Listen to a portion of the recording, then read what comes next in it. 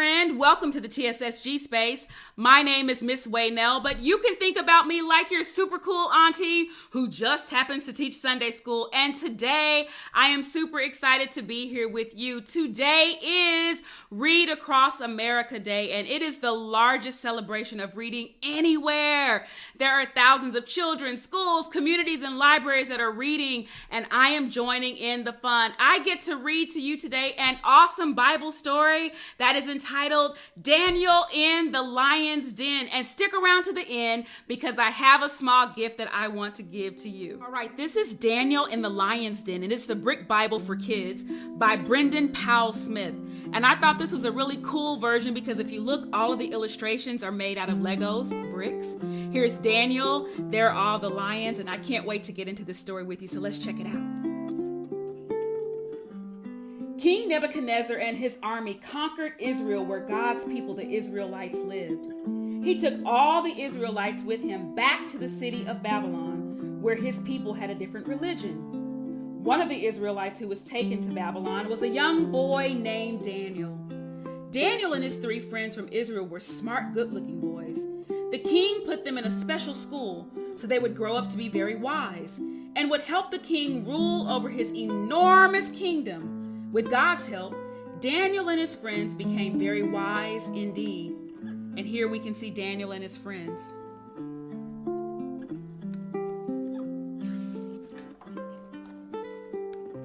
One day, the king had his people build a giant gold statue.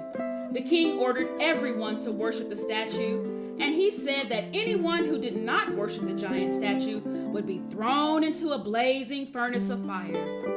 Some of the Babylonians noticed that Daniel's 3 friends only worshiped God and did not worship the golden statue. And there's the golden statue. When the king found out, he became very angry. He had Daniel's 3 friends tied up and ordered 2 of his strongest soldiers to lift up the 3 friends and toss them into the blazing furnace. The fire in the furnace was so hot that flames were leaping out. As Daniel's friends were tossed into the furnace, the 2 soldiers caught on fire and were burned up. And there are the soldiers being burned up as they tossed the men into the fire. Daniel's friends stood inside the blazing furnace, but they were not harmed. As the king looked on, he noticed a 4th figure had joined them amid the flames. He saw that it was an angel sent by God to protect Daniel's 3 friends. And there's the angel. The king ordered the 3 friends to come out of the fire, and he was amazed to see that they had not been harmed. The king gained respect for their God, and he made an announcement to his people. Anyone who says anything bad about the God of the Israelites will be put to death.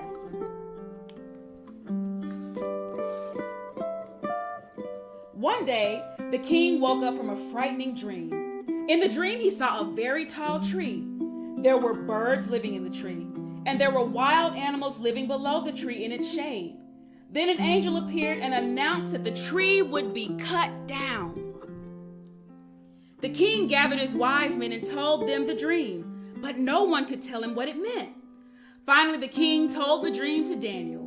Daniel knew what the dream meant, but he was afraid to tell the king. But the king insisted. So Daniel told the king its meaning. You have grown very big and strong like the tree in your dream, said Daniel. But God has decided that you will be humbled for a time and live among the wild animals. And so it happened one day that the king was walking along the roof of his royal palace, admiring the view of the city. Here is the great city of Babylon, he said, which has been built by my mighty strength for my honor and glory. There's the king on his rooftop. And at that very moment, the king suddenly found himself among the wild animals, far away from any cities or towns. He lived like an animal for some time, eating grass and sleeping outdoors.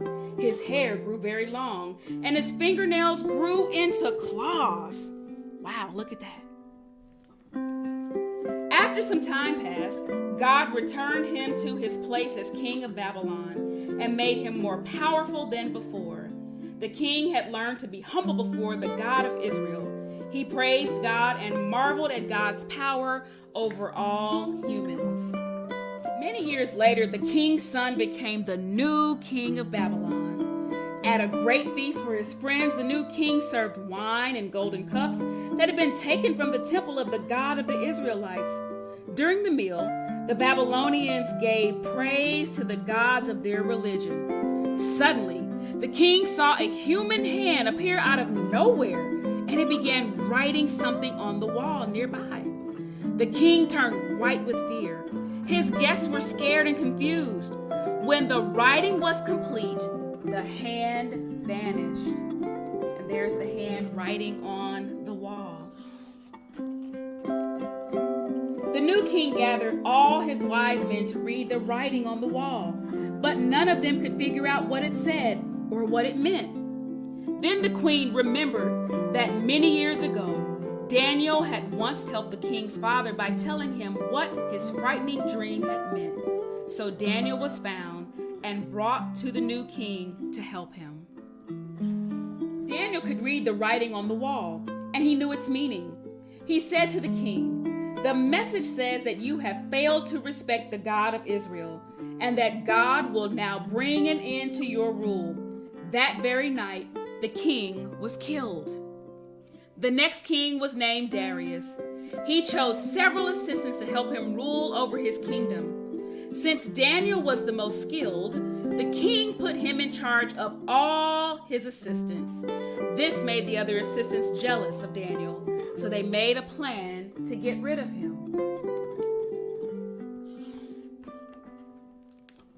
To get Daniel in trouble, the other assistants convinced the king Darius to make a new law.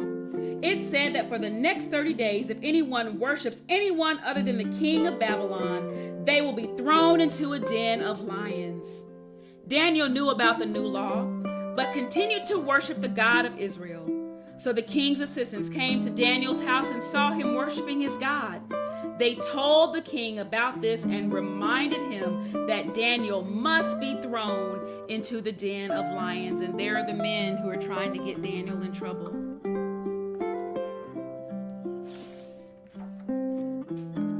King Darius liked Daniel and did not want to hurt him, but he knew he must do what the new law required. So the king had Daniel thrown into a den of lions and said to him, "Maybe the God that you always worship will save you from the lions." A large stone was rolled over the opening of the lion's den so Daniel could not escape. That night, King Darius was so worried about Daniel that he could not eat any food and he did not get any sleep. And there are all of the lions. Daniel's in the lion's den.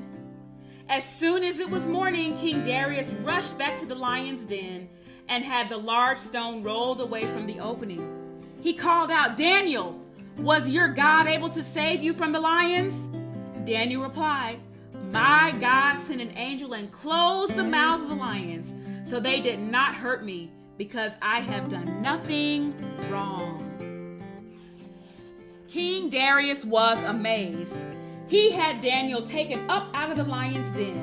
Then he ordered the assistants who tried to get rid of Daniel to be thrown into the lion's den with their wives and children. The lions tore them all apart before they even reached the ground. The king then announced that all the people in the world should shake with fear before the God of the Israelites, who rules over the world forever and who saved Daniel from the jaws of the lion. This is Daniel in the lion's den. I hope you enjoyed our book today. I told you I had something special for you, and I want you to get your adult and make sure that you write down this website. I want to give you the activity packet that goes along with Daniel in the lion's den. It's available on my website. I've got the link down below for you, and you can get it for free by going to the website, and when you check out, use the discount code READING, READING. I want to make sure that you have the activity packet to go along. And what I want you to know is that you can trust God. When you are faithful to God, God will be faithful to you. And even in difficult times, when it feels like you're in scary places, when people seem like they do things to get you in trouble, God will protect you. I love y'all so much, and I had a great time. Enjoy the rest of your day. Bye.